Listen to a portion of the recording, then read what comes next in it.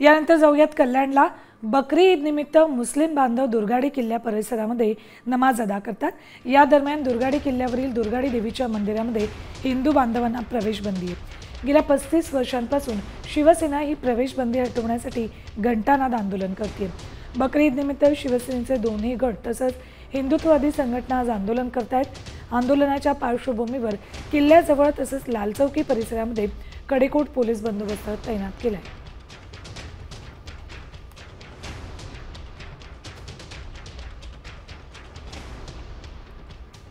बकरी ईद आणि दुसरी जी ईद असते त्याला मंदिर बंद ठेवलं जातं रमजान ईदला आणि मंदिरची घंटा बांधली जाते।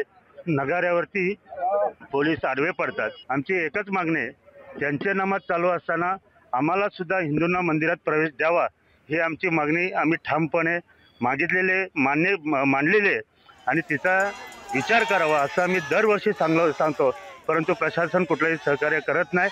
त्यामुळे सत्तेत असून सुद्धा आम्हाला हे आंदोलन करावं लागतं।